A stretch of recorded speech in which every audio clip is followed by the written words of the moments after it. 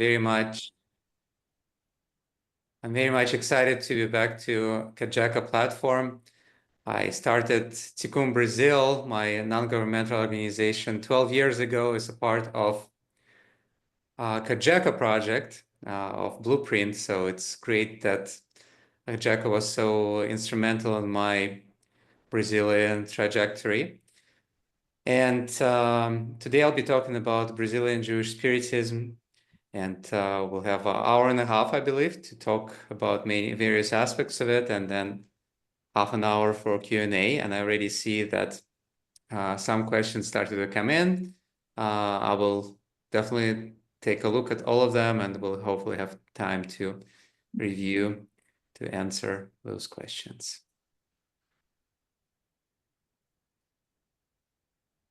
So my first experience with Afro-Brazilian religions was 15 years ago, after 10 years of travel to Brazil. My friend in Rio de Janeiro took me to a small temple of Afro-Brazilian religion, Umbanda, on the outskirts of the city, with no tourists inside. It was a spirit possession ceremony calling on the spirits of African slaves to offer consultations to everyone in the temple. There were no sermons. The mediums went into trance with singing and drumming. The rituals felt like an interactive, multisensory musical theater performance, unlike anything I have ever experienced.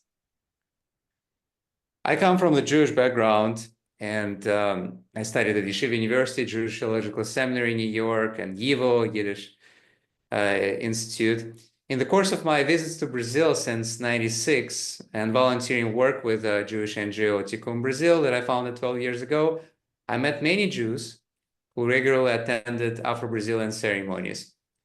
Although the subject of Jewish participation in the ceremonies have been mostly taboo in the Jewish community. Most commonly, Afro-Brazilian ceremonies are calling on the spirits of indigenous people and African slaves. But there are also rituals dedicated to other groups of spirits, the migrants from the north of Brazil, urban outcasts, and even children, among others. Several Jewish characters have been also included in the mystical rituals of Brazilian Spiritist religions.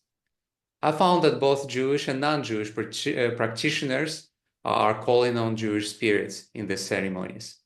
I decided to focus my anthropological studies on manifestations of Jewishness in Brazilian Spiritist religions, attended more ceremonies, learned Portuguese, so I could interview the practitioners, priests, and scholars.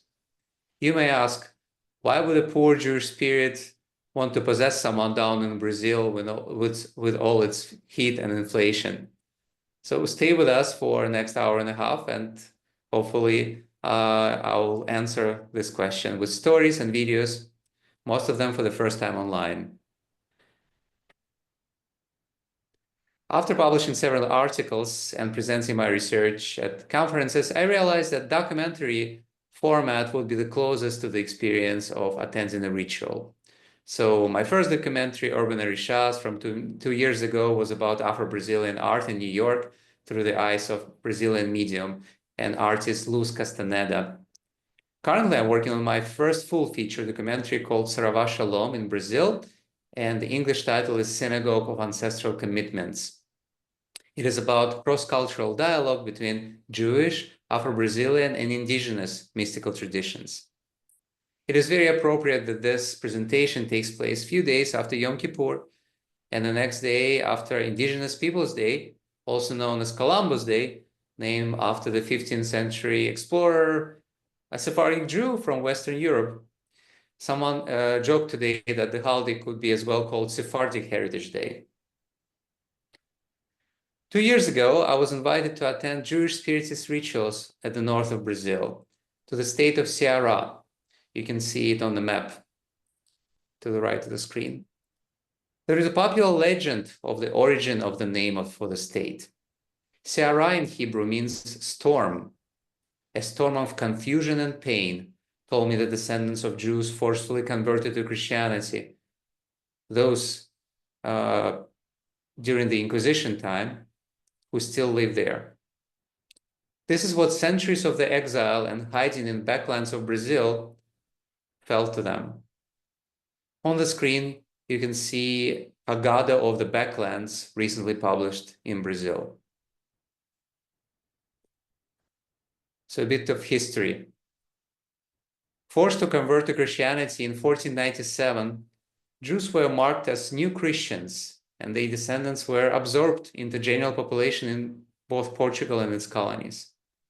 Pedro Álvares Cabral was a Portuguese nobleman, military commander, navigator, and explorer, regarded as the European discoverer of Brazil. Of the 13 ships that made up Pedro Álvares Cabral's fleet on the voyage to Brazil, 11 were led by captains with new Christian names. Approximately 1/3 of Portuguese settlers in Brazil at the time were new Christians. As the power and pressure of the Inquisition grew in 15th century Portugal, Brazil became one of the favorite destinations for Jewish forced converts to Catholicism, far from the Inquisition. New Christians were brought up in the Catholic faith and have had no contact with the living Jewish tradition. Those who resisted were sent back to Portugal for trials of Inquisition. The descendants of New Christians and of Jews who arrived during the 17th century Dutch occupation of Brazil's northeast may well represent a significant portion of today's Brazilian population, numbered in millions. Now, Brazil was built on the enslavement of indigenous peoples and millions of Black Africans.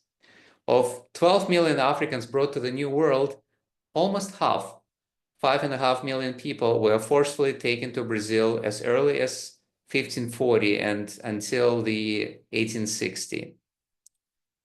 Thousands of African slaves per year were arriving in Brazil, bringing with them fresh infusions of the cultures of the African homelands, including, of course, their religious practices.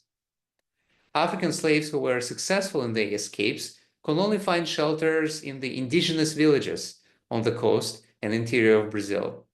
More than sheltering the first Black Africans who escaped, indigenous villages also sheltered the entire culture and religion. So it ended up influencing their own culture and religion.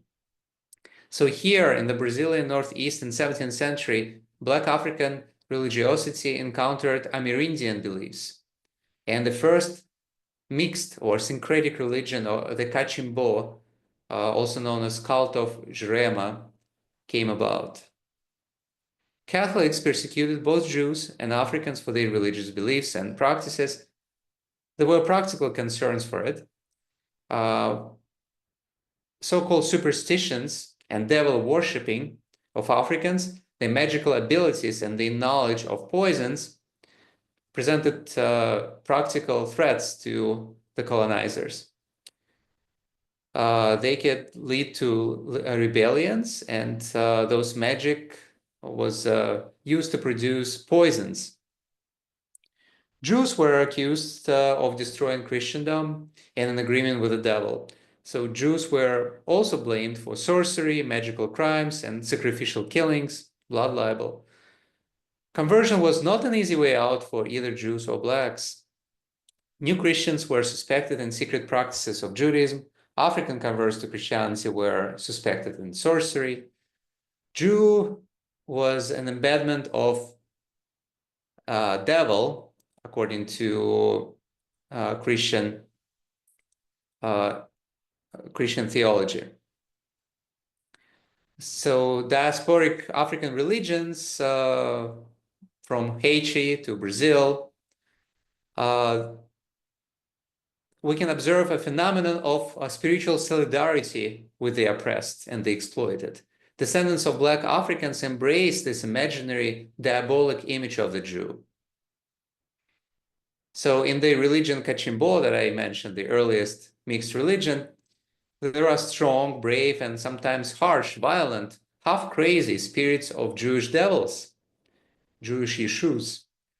These spirits tell through the mediums that they refuse to pray in the churches and detest Christianity. Historians have been trying to restore the memories of African, indigenous, and Jewish communities from those times. However, most of the accounts are not written down. They are lost or destroyed by the Inquisition and its agents. According to the stories passed down in the African oral tradition, Quilombos, those villages of escaped slaves not only accepted fugitive African slaves, but also other persecuted groups such as homosexuals, Jews, gypsies, and witches. This is where first encounters of Blacks, Indigenous, and Jewish spiritualities took place. According to those Mediunic accounts, Jews in Columbus learned magic from the slaves, and slaves received magic lessons from Jewish Kabbalah to fight the Portuguese together. Let's listen to the story of this encounter that I filmed at the Afro-Brazilian Umbanda Federation of Ceará and at the small traditional Umbanda temple in that state.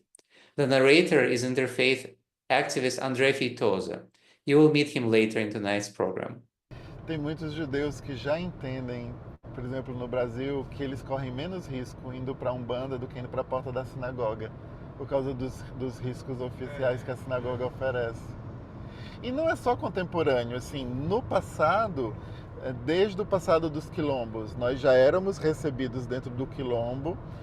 O espaço institucional da Umbanda nunca colocou judeus para fora. Inclusive, no Brasil, existem templos de várias denominações espiritualistas liderados por famílias da diáspora judaica. Então, há uma questão da nossa confluência étnica e ancestral no Brasil, estabelecendo pactos com aqueles que não nos perseguiram. Não é uma questão teológica. É uma questão de sobrevivência. Só se sobrevive fazendo aliança. No momento mais crítico da perseguição, elas nos receberam, nos defenderam, nos ensinaram como lutar. Como assim? No antigo quilombo de Zumbi, em Alagoas, a gente imagina que quem fugia para Zumbi, quem pedia ajuda em Zumbi, eram só negros fugitivos dos cativeiros, mas na verdade era todo mundo que era perseguido. Os negros que eram perseguidos, os índios que não queriam ser aldeados, as antigas bruxas e feiticeiras e os judeus perseguidos pelas igrejas pediam abrigo dentro dos quilombos.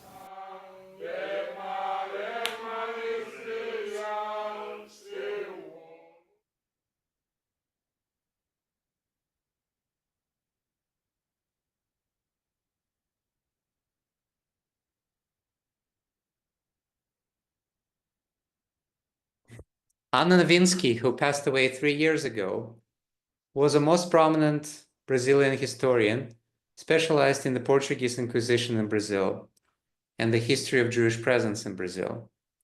She spent years in archives in Portugal, microfilming documents from the Inquisition in Brazil. Anna Novinsky appears in 2005 documentary The Star Hidden in the Backlands by Luis Valente and Elaine Egger, that won the Best Documentary Award in the São Paulo Jewish Film Festival in 2005. The film features Luciano Oliveira, a young physician, and others who were born into Christian families in the northeastern backlands of Brazil, learn about their Jewish origins, and now searching for their Jewish identity, trying to be accepted by the traditional Jewish communities. Their ancestors were rejected by both Christians, who suspected them of secret Jewish practices, and by rabbis, who did not consider them Jewish enough because of their formal conversion to Christianity. Some still feel alienated by Brazilian Judaism that is not eager to welcome them without formal conversion. Let's watch a small fragment from the film. Aqui tem 500 anos de memória de documentos. No século XIX, a Inquisição acabou. E ninguém sabe o que aconteceu com aquela gente. Ficam quietas, porque não teve mais prisões. Exato. Então não tem mais prova histórica Não, do século XVIII. não. O que Aliás, tem XIX. sobre o século XIX, quem está desenterrando é agora. Certo. O que aconteceu no século XIX, quem está desenterrando é você. Você é um produto desse século que ninguém sabe o que aconteceu, mas aí agora, de repente, no século XXI, emerge. Você é uma realidade. Você não é uma fantasia.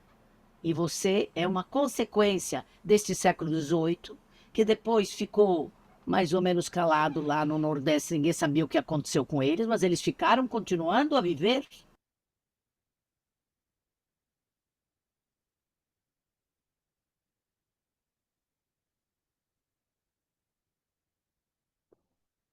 Luciano from the documentary chooses to return to traditional Judaism. This solution will not work for all descendants of new Christians. Let's put it in perspective. The vast majority of descendants of new Christians in Brazil are unaware of their Jewish ancestry, or have only the vaguest awareness of it, and are not practicing Jews, nor are they considered as such by the Jewish community. André Feitosa, whose voice you heard in the earlier video, is a human rights lawyer in the northern Brazilian state Ceará. André discovered that his family comes from both African slaves and new Christians, and from indigenous people as well. André turned to Umbanda because he was tormented by the spirits of his ancestors. He conducted a year-long genealogical investigation to build his family tree going back more than 15 generations, learning about the fate of his ancestors from the local archives in Ceará, as well as in Portugal, where he got his PhD. Where archives were lacking, he consulted spirits of African slaves for his African ancestors and King Solomon for the Jewish ones in Afro-Brazilian temples. So now we're looking at his family tree that he built over the years. Some of his ancestors were tortured as African slaves and indigenous people. Others were burned at the stake as Jews or expelled from Spain, then from Portugal, and then had to wander from one Brazilian state to the other and change their names. Some of his ancestors were imprisoned for keeping the Jewish faith. His distant ancestors included philosophers Baruch Spinoza and Uriel Acosta.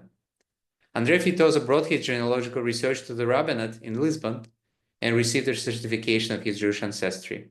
We see the certification on the screen. André took me to the small village called Cocosi, 7 hours drive from Fortaleza. Imagine how long it took back then to get there, in the middle of the arid backlands. Now abandoned and in ruins, the village used to be a hiding place for his mother's new Christian ancestors.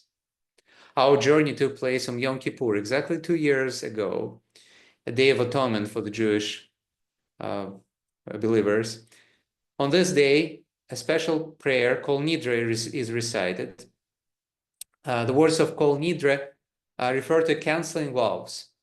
In medieval Spain and Portugal, Jews were forced at sword point to swear that they would abandon Judaism, so this prayer became very important in the history of new Christians. Let's watch a brief moment from our visiting of that remote village in the backlands of Brazil. É super importante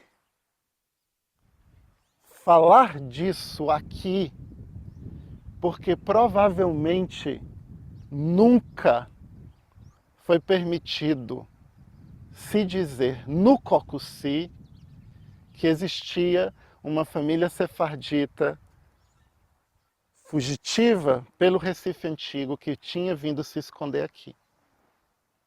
E era um lugar absolutamente formidável para se esconder, embora nunca tenha sido generoso. As vacas morriam, as plantas tombavam, mas comparado ao perigo da Inquisição, era o lugar mais seguro que podia ter.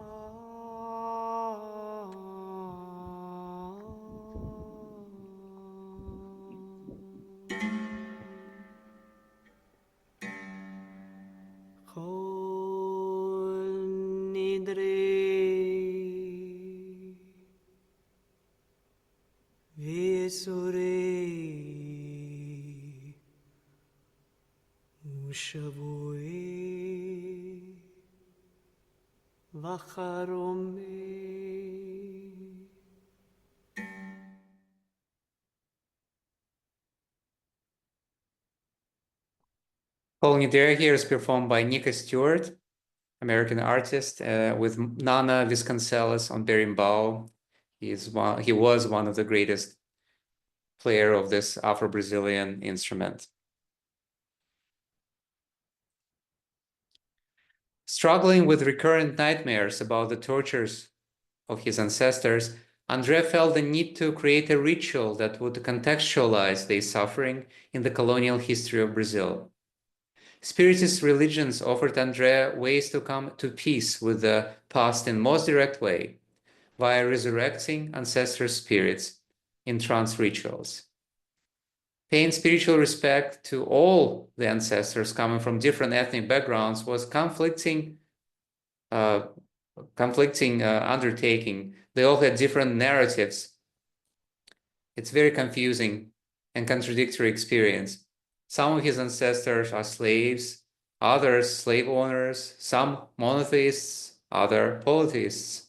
In the words of André, I am a large collective of ancestries that compete for voice and narrative inside of my head. And it's important to note that such mix is common for Brazilians that arrived to the country during the colonial times. Miguel Gomes Bravo, preso pela Inquisição em 1542. Álvaro Rodrigues Mendes de Guiomar, batizado forçado na Conversão Geral de 1497. Preso na Inquisição em 1543. Filho de Isaac Naar, Rodrigo Eanes, expulso da Espanha em 1492. Então a pergunta era, o que eu vou fazer com essa informação? Eu tinha que ritualizar isso. E não me parecia suficiente acender uma vela só aqui em cima. Me parecia muito pouco, botar um copo de água para quem foi queimado, acender vela e pedir paz. De certa maneira me parecia até cínico, de tão pouco. Eu precisava produzir uma série de rituais consistentes de magia de ancestralidade. E eu precisava ter esses recursos. E eu fui em busca das tradições que tinham essas ferramentas no contexto colonial brasileiro. Consegue chegar para dentro de uma operação de ancestralidade dentro de um terreiro de candomblé. Essa foi a maneira mais honrosa que eu encontrei de restituí-los para uma memória que fosse viva. Porque todo o trabalho com o orixá é sempre um trabalho de reincorporação. Então, uma vez que essa ancestralidade seja por mim acionada no terreiro, ela não vira memória cognitiva, ela é invocada de novo dentro do meu osso. Ela está no meu osso. É matéria-prima necessária, constitutiva da minha ossatura. Meu osso carrega isso.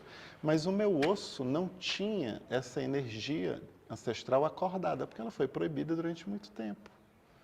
Então, eu estou, na verdade, aumentando a febre da vida dos meus ossos e informando que quem eu carrego se levante comigo. Para falar através da minha boca, para existir através de mim, para usar o meu kipá comigo e para se valer das ferramentas que no século XXI eu encontrei para ritualizar, né, para fazer convocação ancestral novamente. E hoje nós estamos aqui. Eu e a minha legião de mortos.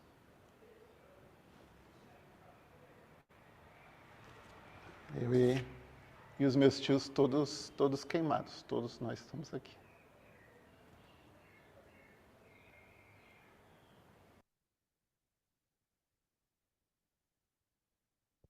In the fall of 2022, 2 years ago, André invited me to attend the first open ceremony in Afro-Brazilian religion Candomblé dedicated to the spirits of the Jewish ancestors of the congregants. Ile Iba Asek Posu Azeri, where the ceremony took place, is the oldest Candomblé temple in the state of Ceará. That evening, 5 of its congregants summoned their Jewish ancestors and honored them by dancing, drumming, chanting, and offerings of Jewish foods and drinks in the manner typical to Afro-Brazilian ancestral rituals. Roles of the congregants' family trees, names of Jewish patriarchs, and Jewish Kaddish prayers for the dead were placed in the traditional African baskets, along with the Jewish meals and African meals as well. Here's from the manifesto that was distributed that day. The basket was covered with clothing and flags of spiritual pacification and placed on the heads of those honoring the Jewish ancestry. The congregants proceed in anti-clockwise direction as one who goes back in time, before the counts and principles, towards the origin. Ancestors are summoned, honored, and addressed with celebratory foods and drinks, accompanied by drums and sacred chants. The baskets then dispatched to the sea as a symbol of the Jewish refugees' arrival route to Brazil from the Inquisition. Through such ritual, both Jewish and African ancestors were honored. Let's watch a brief fragment from the documentary about that evening.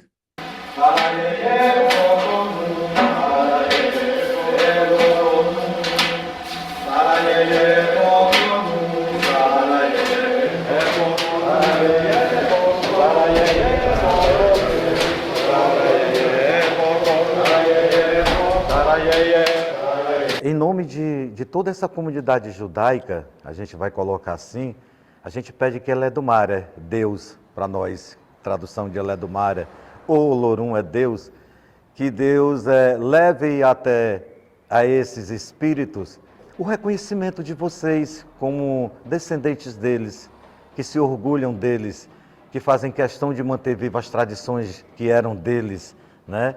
E que eles continuem vivos. A gente faz essa oferta de um balaio que se oferece é uma comida para ancestral, que por coincidência, nesse de hoje, são para judeus mortos, que se tem no sangue, né? Do André, no meu, de outras pessoas aqui no terreiro, no teu.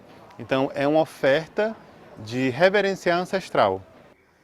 Essa missão, né, com ancestralidade, eu estou observando aqui que isso foi um trabalho de doutorado, né, que foi feito, né, de uma árvore genealógica, né, das origens judaicas deles, né, e que isso também para nós é muito importante na nossa ritualística, desse secretismo, né, de religiosidade, e isso vai ter a representatividade dessa árvore genealógica lá dentro do balaio que vai ser oferecido em memória dessa ancestralidade de vocês.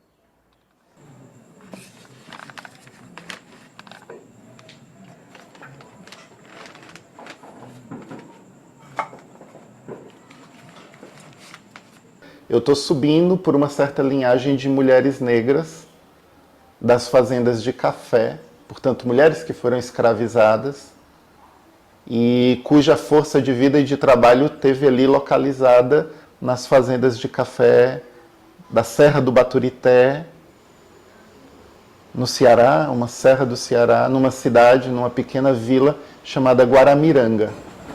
O tipo de narrativa transgeracional que vem dessa linhagem da minha avó, ela é muito específica. E é onde essa narrativa originalmente me levou para todas as dinâmicas de terreiros. Mas está lá, meu pai com as linhagens dele, majoritariamente sefarditas e uma askenazi. A solução monoteísta, para mim, dentro da minha necessidade espiritual, ela é totalmente impraticável.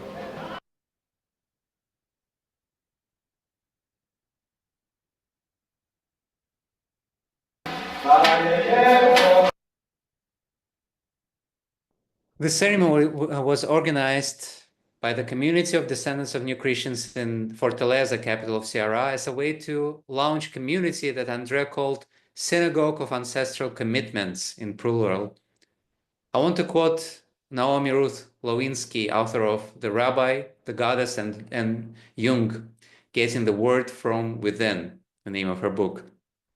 If your ghosts were stolen from Africa, sold into slavery, or were indigenous peoples deprived of their lands, or Jewish refugees from the Nazis, all of you have terrible stories to tell. There is a safe place where our ghosts can hear each other's stories, remember our shared history, where each group is carrying a piece of the cultural vessel of Tikkun Olam, healing the world. End quote. Synagogue of Ancestral Commitments is such a safe, healing place. In this fragment of the documentary, André explains further. E quem adentra esse terreiro são os filhos de Israel. Na sexta-feira acendem vela para os anjos lá do céu. Sinagoga de compromissos ancestrais. Ela é dita no plural, compromissos ancestrais, porque ela trata de várias camadas de ancestralidades fiadas umas com as outras. Uma vez que nós fomos para o Brasil, uma das coisas que aconteceram foi que nós constituímos famílias com os nossos aliados, que foram múltiplos, tanto da diáspora africana, originária da escravidão, das invasões e dos saques indígenas, ameríndios. E a gente encontra no André essa herança judaica muito forte, né, que muda toda a história da família dele, inclusive vindo para o Brasil, né, indo para os sertões do Ceará. E aí o que é interessante, ele dá minha prova desse sincretismo religioso que é o Brasil, porque ele mistura hoje com a herança judaica que ele tem, a ligação que ele tem com o candomblé, que é também de uma herança africana. Então a gente vê com outras heranças, eu acho que também indígenas e toda a mistura que se torna, né, esse povo nosso. Então acho que ele fica sendo um representante dessa mistura que é o Brasil, religiosa.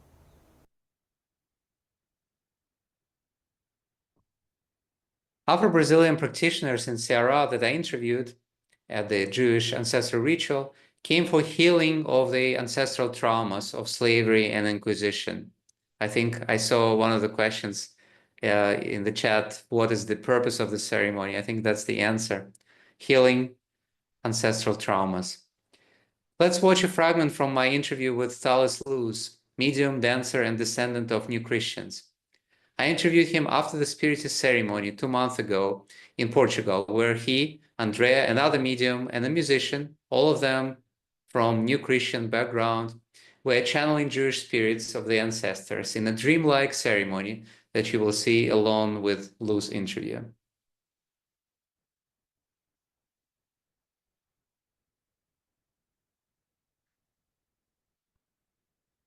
Eu me chamo Thales Luz, eu sou brasileiro, sou do Piauí, na região nordeste do Brasil, mais especificamente no sertão do nordeste do Brasil. Eu pertenço a uma família que, assim como as famílias comuns nordestinas, remontam sua ancestralidade nos cristãos novos que migraram para o Brasil nos primeiros séculos de colonização portuguesa, nesse território. A minha família, ela não tem uma relação direta com o judaísmo sefardita, mas os antepassados, no caso eu estou falando sobre os cristãos novos que foram forçados a serem convertidos durante o processo de perseguição e de extermínio judaico durante os séculos XV até o século XIX, eles sim são judeus, mas em detrimento da conversão forçada, essa memória foi abdicada, ela foi conscientemente apagada e ela foi conscientemente rompida e fraturada.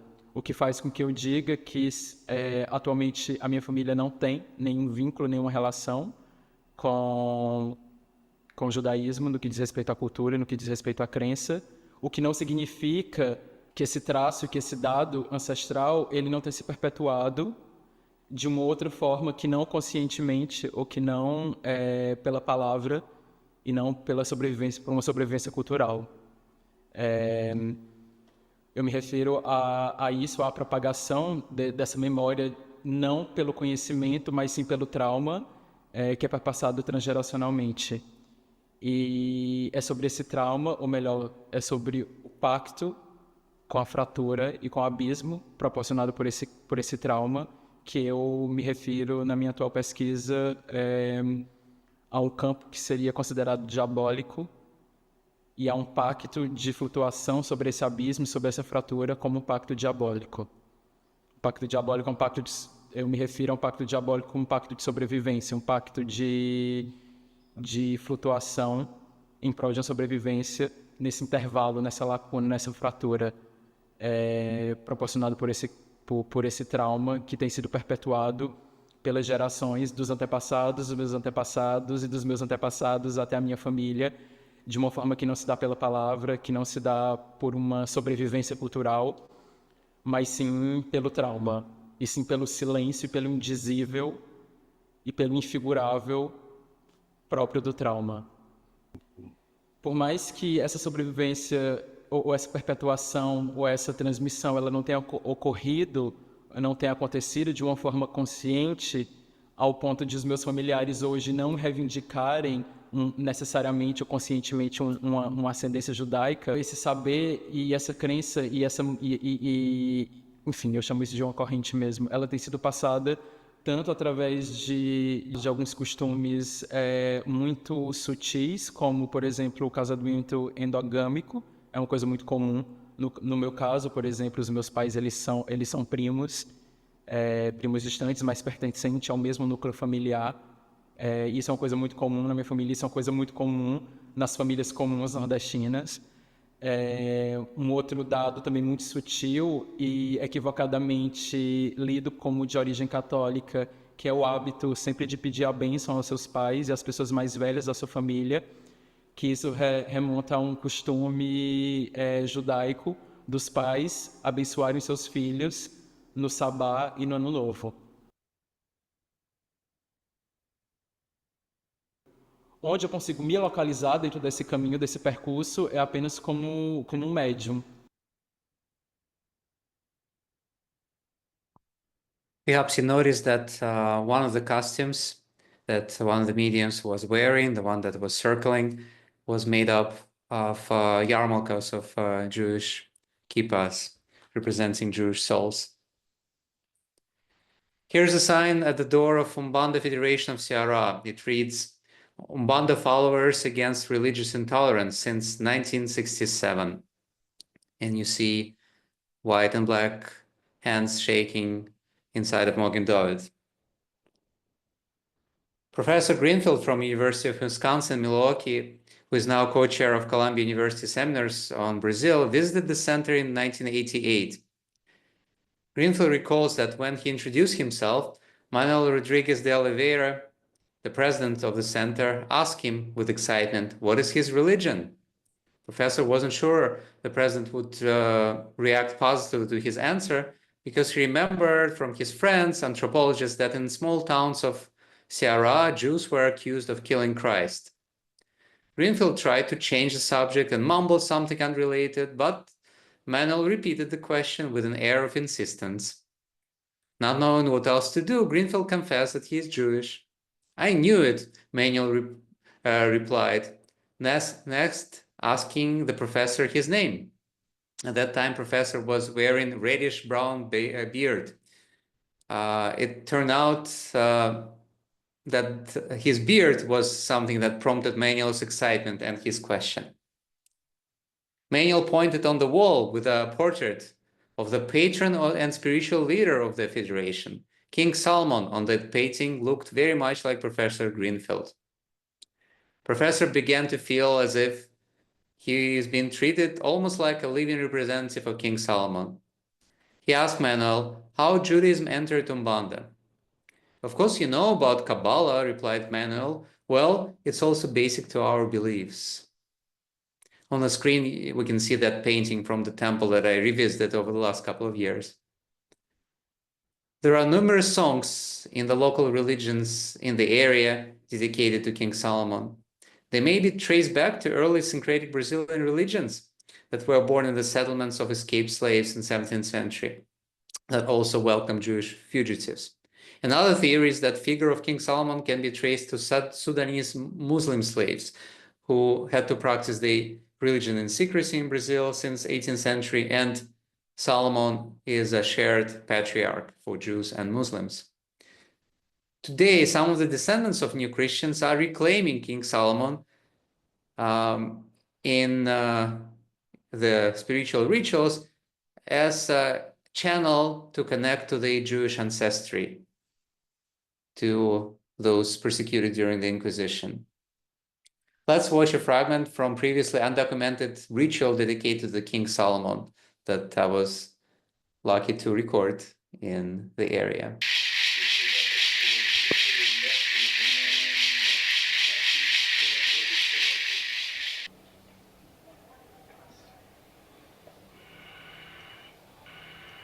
Mas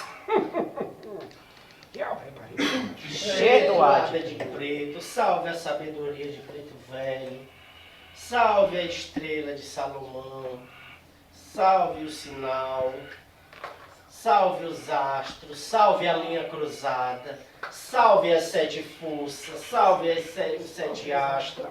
Salve os antepassados. Salve. Salve o reinado de rei Salomão. Salve. Cadê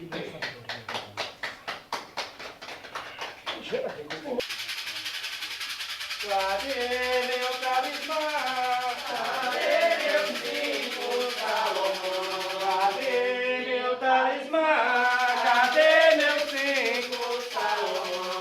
Sendo ele o rei da ciência, sendo ele o rei Salomão, sendo ele o rei da ciência, sendo ele o rei Salomão.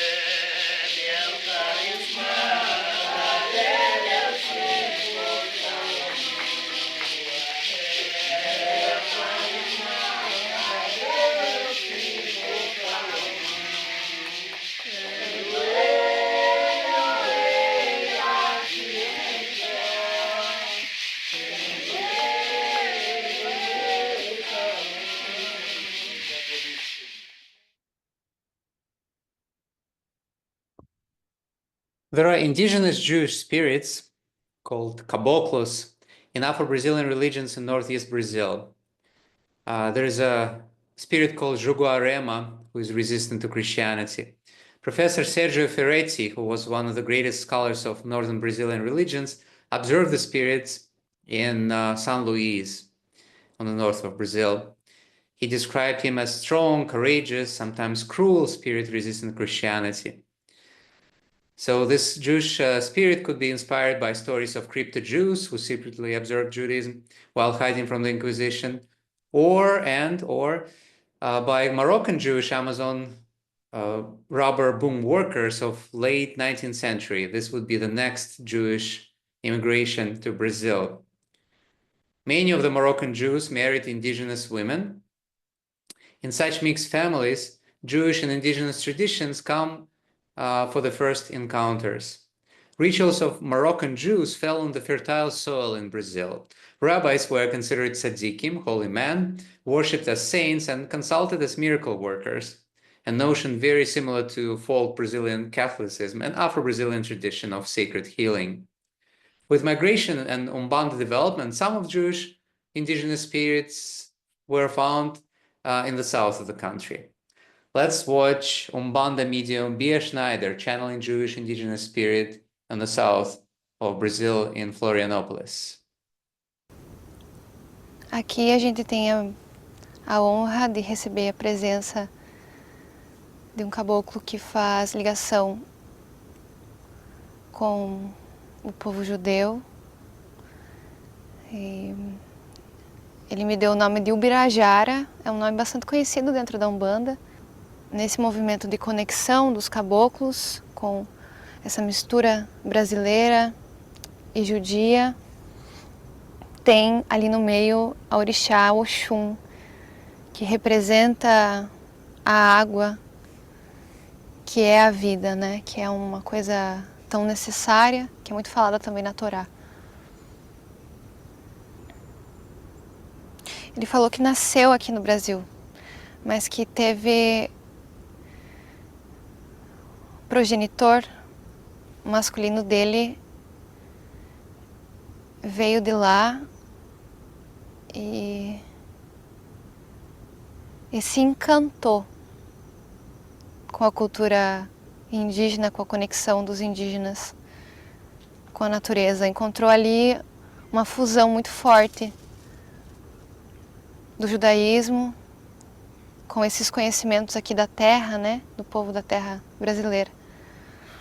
Então ele cresceu, essa entidade especificamente cresceu muito dentro dessa vivência mista, desse conhecimento total, geral, assim, da natureza com os conhecimentos do judaísmo.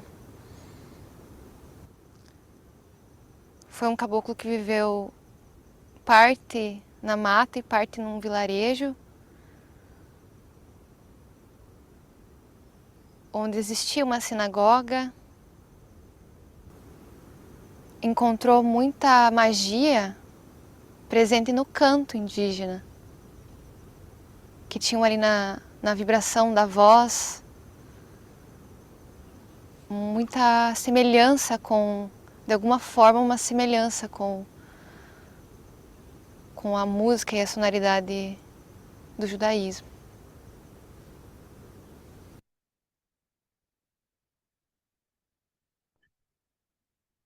Let's now talk about the next wave of Jewish immigration to Brazil, or next group rather. There was a small, probably less than 2,000 total, but visible number of pimps and Jewish prostitutes in most of Brazil's large cities since the end of 19th century. They fled to Brazil from the extreme poverty of Eastern Europe at the time. Majority of the prostitutes were Polish and were called polacas, a pejorative term that entered Portuguese language. We're looking at the archival photo from 1934 made at the Polacas cemetery. Let's watch a fragment from a Brazilian film about polacas called Tropical Dreams, based on the book by Brazilian Jewish writer Moacir Sklar. The actor studied Yiddish for the film for a few weeks.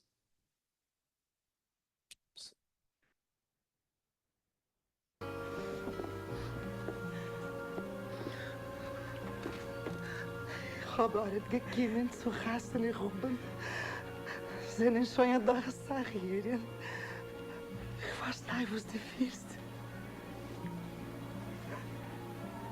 Bist du heute gekommen von Polen? Ja. Ich gedenke alle meine Pläne von der Hasten. Ich habe gewollt, mich spuren nach Irland. Leider sie bei dort. Wo sie habe getroffen, es ist geben sie anders. Du darfst es sich zu geweinen, nicht leicht.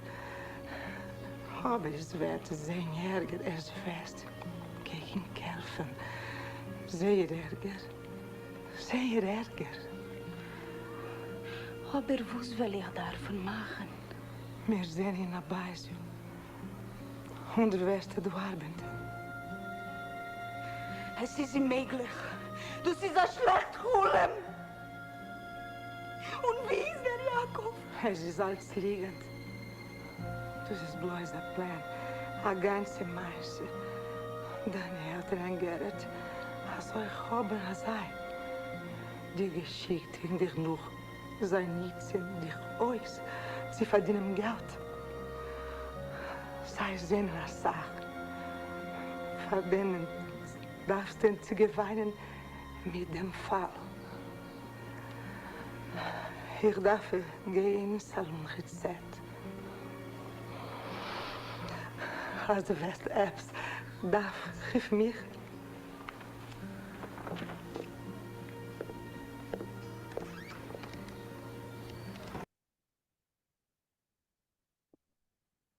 These women never forgot that they were Jewish and bonded together to form their own societies that managed Jewish cemeteries and synagogues of pimps and prostitutes.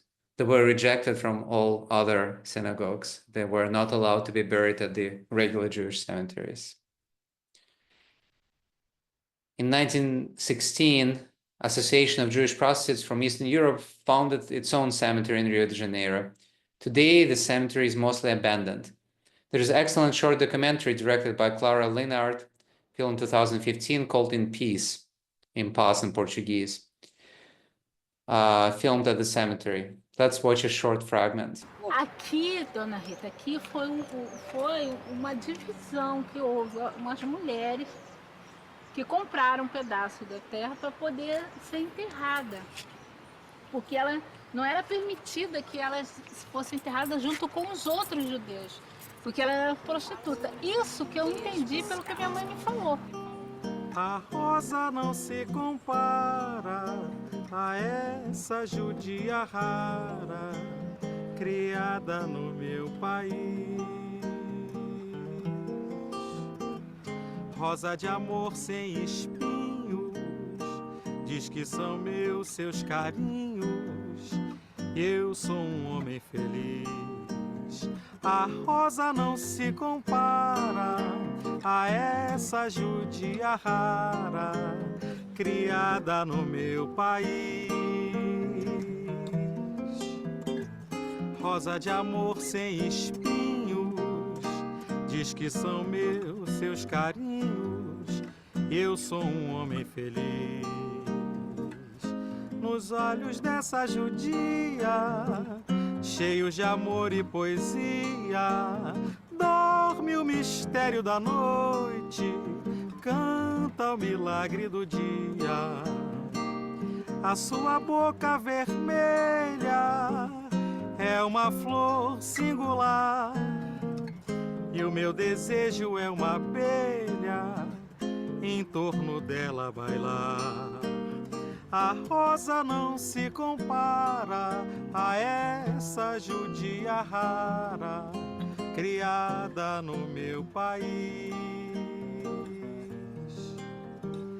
Rosa de amor sem espinhos, diz que são meus seus carinhos, eu sou um homem feliz.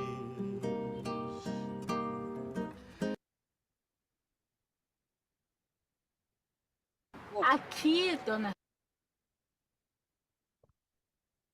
So in that fragment, you heard a modern arrangement of classic samba from 1964 by Moreira de Silva, a very popular samba singer called Judia Hara, or rare Jewish woman. The song is dedicated to the singer's girlfriend, Esther, one of the polacas. I want to play another bit of original song. It's just too good, and it starts in Yiddish.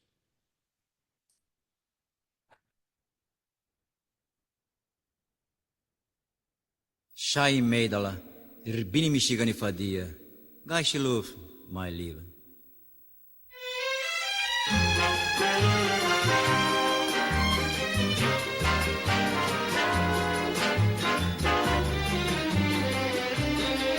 A rosa não se compara a essa judia rara, criada no meu país. Rosa de amor sem espinhos, diz que são meus seus carinhos, eu sou um homem feliz. Nos olhos dessa judia, cheios de amor e poesia, dorme o mistério da noite, canta o milagre do dia. A sua boca vermelha é uma flor singular, e o meu desejo é uma abelha em torno dela bailar.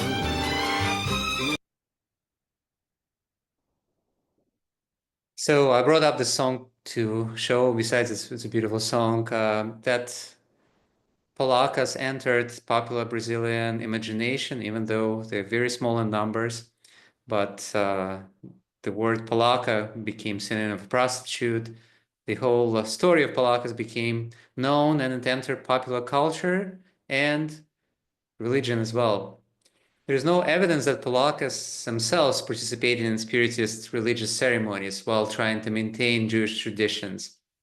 They were rejected by Brazilian society and mainstream Jewish community, but non-Jewish bohemians, non-Jewish outcasts in Rio de Janeiro, they were some of the first practitioners of Umbanda. They were sympathetic and curious about religion of polacas, about folk Judaism. By the time Spiritist religion of Umbanda formed in 20th century, Polacas' sufferings, combined with their devotion to Judaism, made them saintly figures in the pantheon of this new religion. So spirits of polacas appeared as Jewish Pombajira in Umbanda. Pombajira is the very popular entity in Umbanda, a female devil, female Yeshu. It personifies female sexuality, beauty, and desire. She is often invoked by those who seek aid in matters of love and heart. Let's see a scene from Pombajira ritual filmed in Umbanda temple in Rio de Janeiro.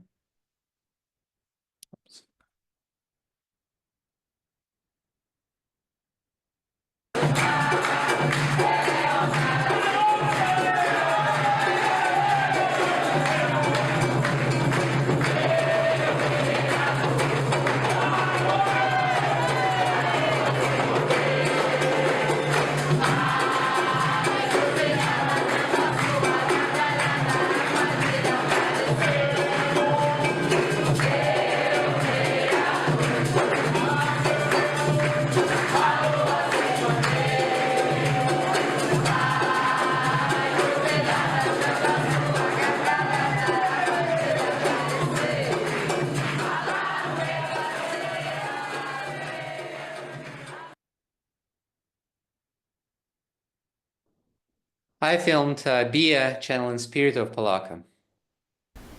Ela veio de um lugar onde ela era judia e ela fala que a pureza dela, o que ela conhecia e a bondade dela foi muito mal compreendida quando ela veio para cá. E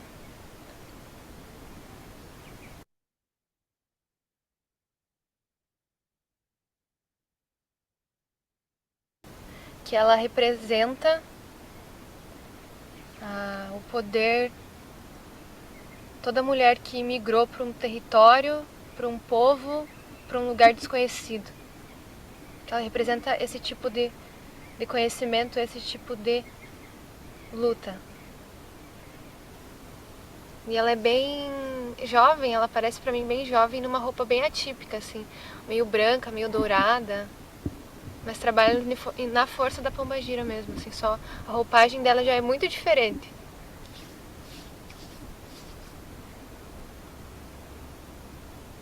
No caminho do terreiro eu encontrei uma mulher. Vinha linda e perfumada, eu quis saber quem ela é. Pombagira judia, judia ela é. Ela vem caminhando, ela chega girando na ponta do pé. Pombagira judia, judia ela é. Ela vem caminhando, ela chega girando na ponta do pé.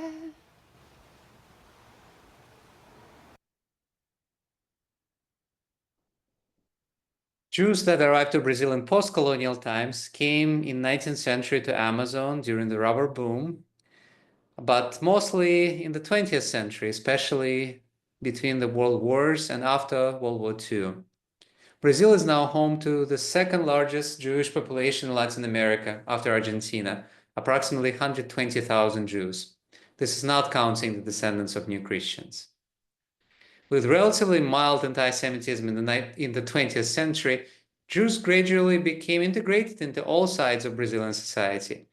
Enjoying carnival, samba, football, many Jews open to some of the spiritual practices of their neighbors. Before we look at the more contemporary Brazilian flavors of Spiritism, I asked Samuel Glauber, expert on Jewish occultism from Ben Gurion University in Jerusalem, to briefly introduce history of Spiritism and Jewish involvement with it. The spiritualist historians like to give the very precise date of March 31st, 1848 in Hydesville, New York, when there were what were known as the Hydesville Rappings. But there were three young women known as the Fox Sisters who heard rapping noises in the cellar of the farmhouse where they lived, and they quickly determined, they developed a method of decoding these raps and decoding what they believed were messages from the spirit of a man who had been murdered and whose body had been buried in their cellar by a previous occupant of the house. And spiritualism spread like wildfire across the United States and swiftly spread to Europe. In France, it became known as Spiritism, which is the form that was then brought to Brazil, and it continues to be practiced today in Brazil in various forms. But broadly across the globe, 19th century was more primarily known as spiritualism. And Jews began practicing spiritualism almost immediately as soon as the movement was established. And we have evidence to this in the United States, in Germany, in Eastern Europe, particularly in interwar England, where spiritualism was perceived as a scientific pursuit. There were several rabbis, including Orthodox rabbis, who wrote that taking part in spiritualism was permitted for an observant Jew because it was simply a further branch of scientific research. There were many Jews who turned to spiritualism for the same reasons as non-Jews turned to spiritualism, whether most commonly an experience of bereavement or loss, whether this was the loss of a child or of a spouse or a parent, and a desire, given the existing practice, given that there was an existing modality or framework for how to contact the dead, meaning that for the average person who lost a relative 100 years ago, for example, in England, it was very commonplace to go to a medium to come to establish contact with the deceased relative. So given that it was very accessible, this was something that Jews, just as much as non-Jews, were drawn to do. With that said, there were certain Jewish spiritualists who had specific, what I would say, internal Jewish aims or motivations for engaging with spiritualism. Just to go back to England, there was a Jewish spiritualist society established in 1929 that was known as the Jewish Society for Psychical Research. They also gave themselves a Hebrew name, Haor Yisrael, the Light of Israel, and in their constitution and in their founding documents, they explicitly state that their aim is to revive what they believe was a moribund Judaism, a Judaism that becomes spiritually dry, and that through engaging with spiritualism, would provide skeptical Jews with an empirical proof of traditional doctrines of faith, most prominently the existence of the soul and its survival after death, but secondly, would allow Jews to develop spiritual or psychic powers or capabilities that were otherwise not found within Judaism as then practiced. Although many of the spiritualists believed that many of the Jewish spiritualists believed that through practicing spiritualism, they were actually reclaiming spiritual powers that had once been a part of Judaism, yet had been forgotten in the passage of time. This pamphlet, which is extremely rare, Spirit Sermons and Survival Facts by Matilda Libby Levy, was published by the Annette Levy Memorial Spiritual Center, a Jewish spiritualist organization that was active in Brooklyn in the late 1920s, early 1930s. In this pamphlet, Matilda Levy, the Jewish leader of the center, describes her path to spiritualism, and then includes a number of spirit sermons that she received from her daughter Annette, who had died tragically several years before. It's really delightful to discover that Jewish spiritualism is still alive and well in a new form in Brazil.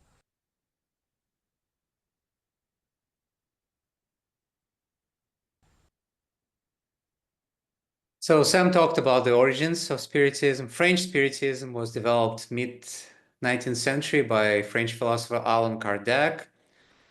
It's called Kardecism. Today, it's almost forgotten in France these days, but in Brazil, there are anywhere between 20 to 60 million followers today. And official number of followers of our Brazilian religions are under 5 million.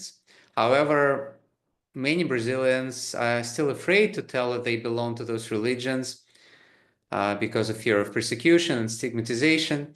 And tens of millions attend the rituals, but not as regular congregants. Majority of Brazilians come there for spiritual consultations. Umbanda, which you heard me mentioning before, is an umbrella of various Afro-Brazilian religions. It emerged early 20th century at the same time as Samba, co-creating Brazilian identity based on a mix of African, indigenous, and European religious cultures. So Umbanda is a mix of Candomblé, European spiritualism of Allan Kardec, and indigenous religions. Umbanda is an open platform for any spirits that wants to manifest through the mediums. For Afro-Brazilian practitioners, spirit can be incorporated in the body of the medium, someone who communicates within the world of the spirits and living human beings to offer spiritual consultations. According to popular Umbanda origin story, young Kardec's medium Zelio Moraes received visions of African and Amerindian spirits on November 15, 1908, in the middle-class Kardecist center. These visions were rejected by Kardecists as lower spirits. Zelio then had to start new religion and call it Umbanda as an open platform for different spirits. And the religion evolved, continues to evolve today to welcome more spirits, including the Jewish ones. Now Umbanda turned what Brazilian religious scholar Reginaldo Prandi called theater of Brazil, a stage for almost all of Brazilian society, symbolically represented. They are represented as a mix of historic figures and Jungian archetypes. Jungian archetypes is a concept from psychology that refers to universal inherited ideas that are present in the collective unconscious of all human beings. For example, mother, child, trickster, the flood, among others. There is a reason Brazil is called incubator of religion. There are hundreds of ever-evolving mixes and variations composed of African, indigenous, European elements. In 2009, research by the University of São Paulo social psychology scholar Fatima Regina Machado, 82.7% of Brazilians claimed at least one supernatural experience in their life. Jews constitute a small minority, less than 1% in Brazil, but they are part of this reality. As Jews became integrated into Brazilian society and accepting carnival and samba, many opened to some of the spiritual practices of their neighbors. And for many Jews that I interviewed, Spiritist religions present additional mystical layers to the Judaism or other religions that they might be practicing, Buddhism or Christianity. They remain part of the liberal Jewish community, keep major Jewish holidays, and also attend Spiritist ceremonies. Most of Jewish religious leaders officially opposed engagement with Spiritism because of the biblical prohibition of communication with the dead. Reality on the ground was more complicated. Samuel Glauber, who you saw before, wrote excellent articles on the interwar Jewish Spiritism. He quotes Sir Arthur Conan Doyle, celebrated author and leading advocate of spiritualism, which is less known. He was addressing a meeting of Jewish Association for the purpose of psychic research. Conan Doyle wrote that he is delighted to hear that the people who once had such direct spiritual relations as the Jews should again turn their attention from the past to the present and make religion a living thing. Here's a screen. On the screen, you see a page from Yiddish newspaper Der Tag from 1919. Paper was published in New York. And the column from the Geisterwelt from the spirit world was the name of regular occult column by Yiddish literary critic Rifkin.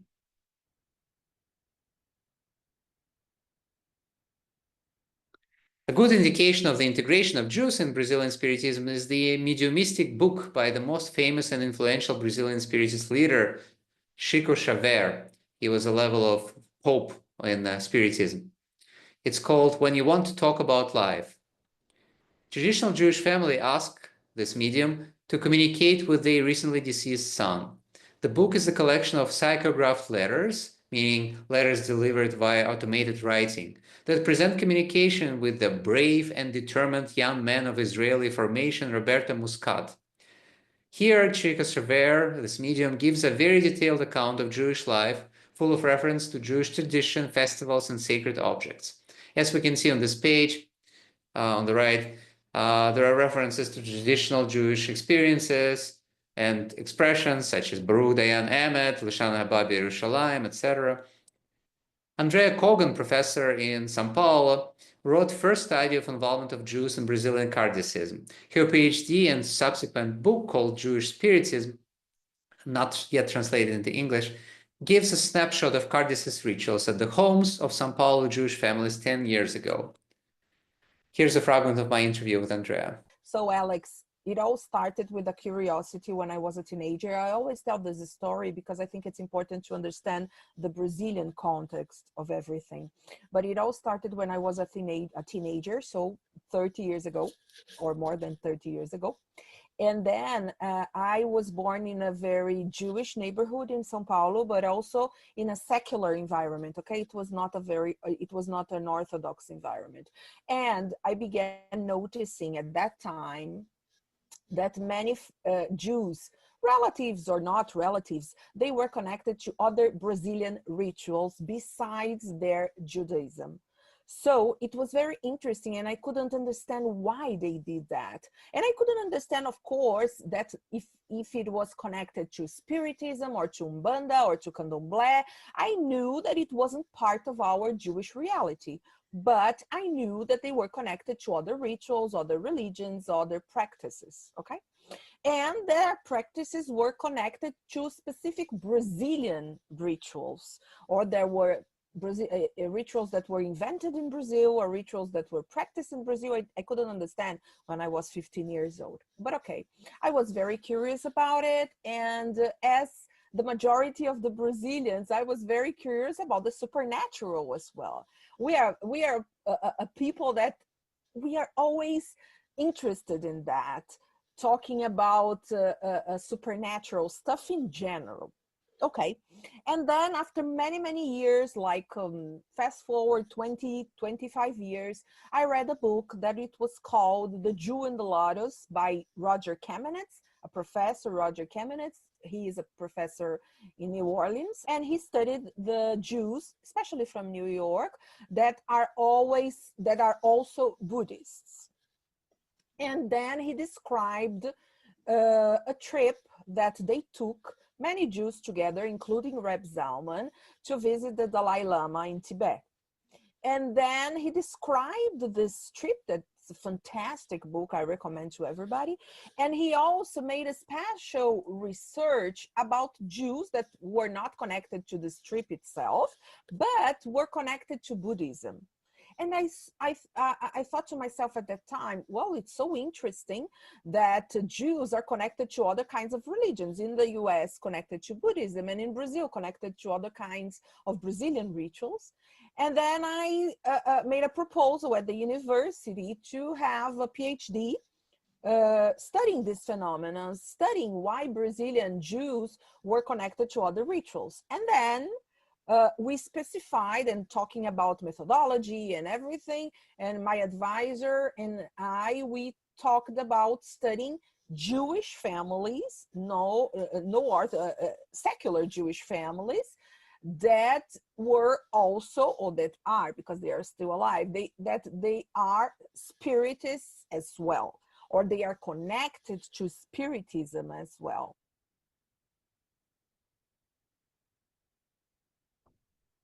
First Jewish Spiritist groups that followed Allan Kardec appeared in Rio de Janeiro in 1940s. And the largest center was called Jacques Shulam, and it's still active today. The center was founded in the late 40s by 3 Palestinian Sephardic families, Mizrahi, Shulam, and Levi, that immigrated to Brazil from Jerusalem before First World War. Dulce Kogan, not related to Andrea Kogan, who you just saw, all Jews and her friends, family, founded the center with the aim of practicing and teaching Kardecism to other Jews.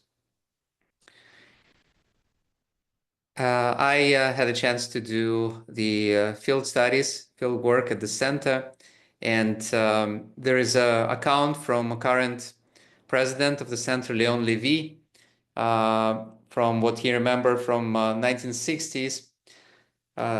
There was a sighting of disincarnated Israeli brothers from Cohen and Levi families, the spirits of Cohen and Levi families. They appeared in the center and started to criticize what the center was doing. Specifically, that the center people spoke to the dead and they addressed their prayers to God directly. As Jews, they were to obey Moses, who forbade the evocation of the dead, and out of respect, they were forbidden to pronounce the name of God. So they asked Regina, who led the services, to stop what she was doing for the sake of her ancestors. Regina consulted her brother about the case, and from that day on, they started to use a Hebrew name for God, hoping that this would calm down the spirits. She almost forgot this situation, but the same spirits appeared again to inform that they studied the subject and they found that Regina could continue her charitable work. So on the screen, we see the doors of the center, and we see some of the popular Jewish spirits that appear to the members of the community, rabbis, groups of rabbis, legions of rabbis. Rabbi Lemle and Rabbi Pincus, they are, during their lifetime, were very important Reform rabbis in Brazil, and relatives of friends, most importantly. So I met Yvonne Feinstein, member of the Spiritist Center for 60 years. She grew up in traditional German Jewish family and still attends liberal synagogue. She shared 31 psychographic letters she received from spirits of rabbis. She usually receives them on Rosh Hashanah, Yom Kippur, and they contain genial greetings similar to sermons in liberal Judaism. And they often signed by these Reform rabbis who were instrumental for Brazilian Judaism. Here's Yvonne reading one of the letters. Oops.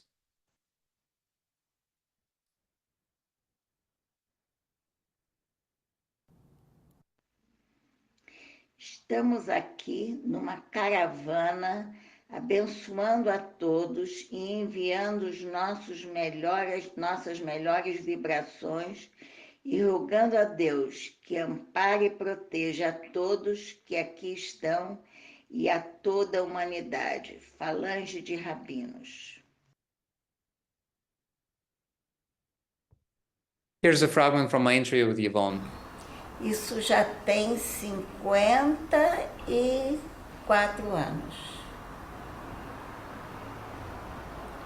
E eu dou graças a Deus que eu sou judia espírita, porque eu acho que se eu não tivesse na doutrina, eu não ia aguentar a partida do meu filho. Que foi uma coisa assim. Mas a doutrina me ajudou e me ajuda muito. Muito, muito, muito, muito. E no passe de cura sempre vem uma entidade para dar passe na gente. E nessa quinta-feira, quem me deu o passe foi o meu filho. E falou do meu marido, que o meu marido está bem, graças a Deus, que ele está ajudando o meu marido. E disse para nós judeus nunca deixarmos de fazer a reza do Shema. As you can see, she's using Spiritism for very Jewish messages. Praying of Shema Israel is essential. So we're a bit short on time, but I'm trying to fit some more of the points. The Jewish spirits were a minority, okay? In one house that I studied, that I've been visiting them, and well, I've been to their meetings weekly during many, many years. They had one Jewish rabbi that was not a popular entity, or the medium not I think it was like once a month, maybe, or twice a month. I have witnessed him. I don't know how many times, but not so many, just a few times. And he was a typical Eastern European Jew that talked as he was giving his sermons, you know? He talked as he was giving his sermons in the temple or whatever, about general subjects, about pride, about envy, about love, about friendship. So he like chose a topic and gave a sermon, and he was teaching us a lesson about a specific topic. It was very, very interesting, but it was the only Jewish spirit that I found, because this medium that I studied, it's a woman. She was very, very powerful. She is a very, very powerful medium. And during one session, Alex, she channeled sometimes 5 or 6 different entities. And one of them was this rabbi. And he was called Rabbi Jacob or something like this. We feel like when we are there, Alex, we feel that there is like a waiting line on the other side, waiting to come to us and talk, waiting to come to us and have the opportunity to express themselves about something specific, about a specific topic, or about something in general, like I said, the rabbi did.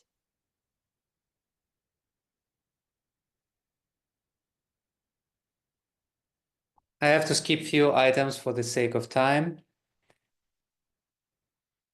And let me go to this. Nós chegamos a ouvir falar em São Paulo de terreiro de Umbanda de judeu. Tinha terreiro que era de judeus. Judeus. Tinha muitos judeus dentro desse terreiro. Então já é um sincretismo de alguma forma. Em São Paulo. São Paulo. Isso... Então, o Brasil, na verdade, é uma espécie de grande laboratório, né, onde crenças praticamente incompatíveis se encontraram, se juntaram, se fundiram e se reproduziram com outras formas. These were the interviews of some of the scholars that you will see in the project, Saravat Shalom or Synagogue of Ancestral Commitments. There are quite a few interviews with the experts on the Afro-Brazilian religions that comment on the occurrences of Jewish themes in Afro-Brazilian religions, although there is only one book, one work in academia about it, written by Andrea Kogan, and it's limited to São Paulo. So there is a lot of studies that still need to be done. I interviewed Umbanda theologians as well, who gave me Umbanda perspective on the Jewish spirits. Let's hear one short excerpt. Então, aonde as espiritualidades se encontram, a espiritualidade de Umbanda encontra a espiritualidade judaica pela mística da Cabala ou da Cabalá. Então, quando eu estudo Cabala ou Cabalá, quando eu estudo essa mística judaica, me ajuda a entender a minha mística. Agora, para eu receber um rabino, um rabi, um profeta, eu tenho que ter uma conexão na minha família. Se a conexão existe, eu só preciso de liberdade de ambiente para que isso aconteça. Porque isto faz parte, o transe, a incorporação, faz parte de técnicas arcaicas de êxtase. Okay, so Rabbi Zalman, who Andrea Kogan mentioned, was the Rabbi Zalman Schachter Shalomi, is his full name. He was the leader of Renewal Judaism, and he went to Brazil to study Afro-Brazilian religions. He met with local rabbis, and together they went to Afro-Brazilian ceremonies. Then when he came back to the States, he officiated interfaith Jewish Afro-Brazilian ceremonies. So he was one of the bridges between American Judaism and Umbanda. And now he is quoted in Umbanda theological literature. This book, for example, Oriental Spirits in Umbanda, quotes him. about different religions drinking from the same source. So there is a Umbanda song received from spirit of rabbi who lived before Holocaust. This song welcomes Jews into the temples of Afro-Brazilian religion.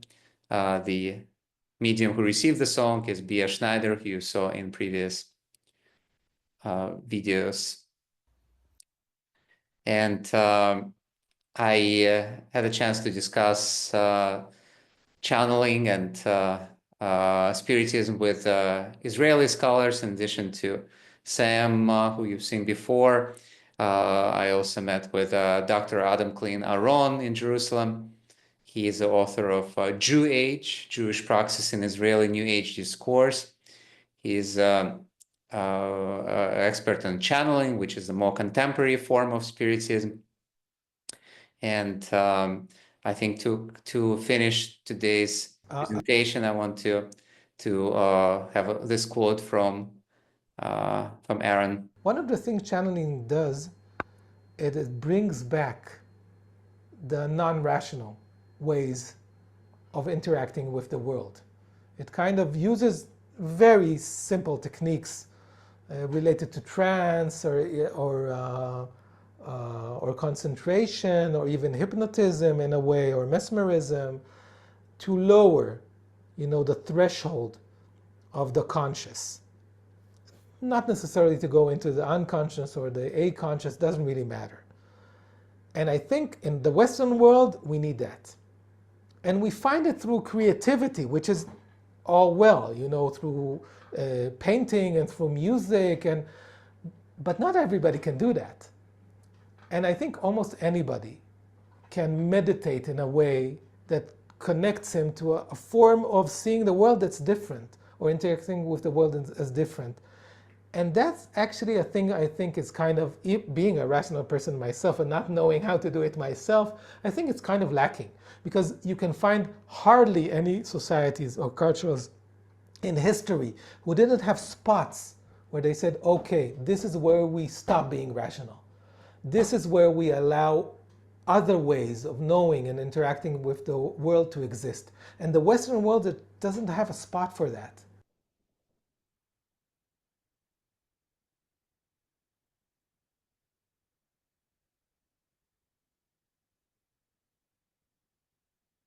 And I think we are at 1.5 hours, so I want to leave time for questions and answers.